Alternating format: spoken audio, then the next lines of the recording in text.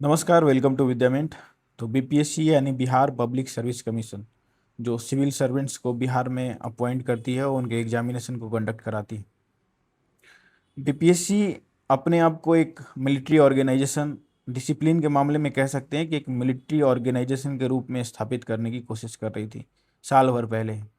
इनका ये कहना था कि ये अपने टाइमलाइन को जो दे दिए उसी को फॉलो करते हैं और उस पर कंसीडर नहीं कर सकते, चाहे बात 1 लाख स्टूडेंट की हो, 2 लाख स्टूडेंट की हो, वो रिकंसिडर नहीं कर सकते हैं।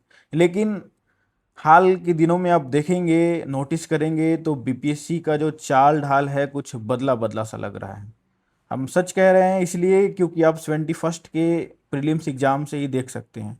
जिस एग्ज़ाम का रिजल्ट चुनाव के पहले दिया जा सकता था, आप एक डेटा देखिए। 67 बीपीएससी का एग्ज़ाम होता है। 67 बीपीएससी में जो ये रिजल्ट है 48 डेज में दे दिया जाता है। बहुत सारे चेंजेज के बाद फिर भी 48 डेज में रिजल्ट दे दिया जाता है। 68 में देखेंगे 43 डेज में दे दिया जाता है। 69 में 42 डेज में दे दिया जाता है। 70 में 41 डेज में दे दिया जाता है। मतलब एक्सपेक्टेशन ये था कि 71st में भी 40 to 41 डेज में दे दिया जाएगा। यहाँ तक कि 43 डेज भी ले लें तो 26 अक्टूबर तक रिजल्ट आ जाने चाहिए थी। लेकिन रिजल्ट कब आता है? 18 नवंबर। 18 नवंबर मतलब कह सकते हैं कि 22 दिन की देरी से। ये 22 दिन क्यों? बीपीएससी तो एक इंडिपेंडेंट बॉडी है, फिर ये चुनाव से इतना ज़्यादा प्रभावित क्यों? उसके बाद बात करेंगे हम लोग 20th बीपीएससी मेंस के बारे में। तो जब 20th बीपीएससी मेंस का एग्ज़ाम कंडक्ट कराया गया था, उस समय बोला गया था कि रिजल्ट को है जुलाई में पब्लिश कर दिया जाएगा। बीपीएससी वार फुट लेवल पे काम करेगी और कैसे भी करके जुलाई अगस्त तक रिजल्ट डिक्लेयर कर दिया जाएगा। हालांकि लोगों के द्वारा संशय भी किया गया था कि इतना जल्दी बीपीएससी एग्ज़ाम कंडक्ट नहीं करा सकती है और इतना जल्दी बीपीएससी अपने कॉपी को इवेलुएट नहीं कर सकती है, क्योंकि कॉपी जो है 80,000 के लगभग में है।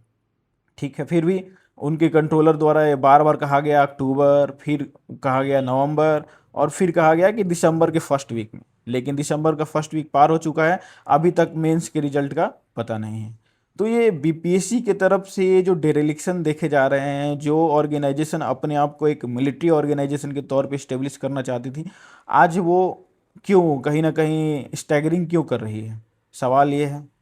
दूसरी बात, आप 70th बीपीएससी के एग्ज़ाम में देखे होंगे कि जब 85,000 से 90,000 स्टूडेंट फॉर्म नहीं भर भर पाए थे, उन्होंने प्रोटेस्ट किया, रिक्वेस्ट किया, हर तरह से बीपीएससी को मनाने की कोशिश करी गई। फिर भी बीपीएससी ये कह के निकल गया कि वो लोग नॉन सीरियस स्टूडेंट हैं और नॉन सीरियस के लिए बीपीएससी रिकंसिडर नहीं कर सकती है।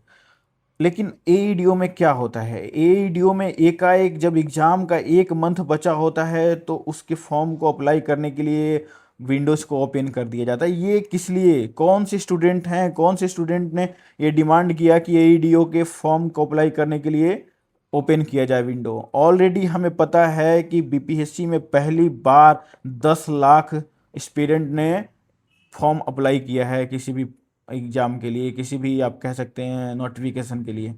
10 लाख ये रिकॉर्ड तोड़ है अपने आप में, और यही 10 लाख का एग्ज़ाम कंडक्ट कराने में बीपीएससी स्ट्रगल कर रही है। फिर से विंडो ओपन करना, एक किसके इशारे पे काम किया जा रहा है? स्वाभाविक डाउट होना स्वाभाविक है, क्योंकि सरकार एब्सोल्यूट मेजोरिटी में है। तो एक डेमोक्रेसी में एक गवर्नमेंट एजेंसी को काम करना होता है तो उसको फुल अकाउंटेबिलिटी लेनी पड़ती है।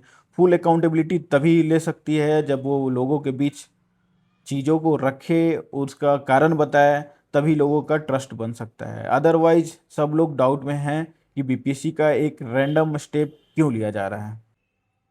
और आने वाले दिन में ये भी हो सकता है कि बीपीएससी प्रोटेस्ट भी देखे एईडीओ के लिए। तो सारे स्टूडेंट से मेरा अनुरोध रहेगा कि अपने अधिकार के लिए हमेशा जागरूक रहें, सजग रहें।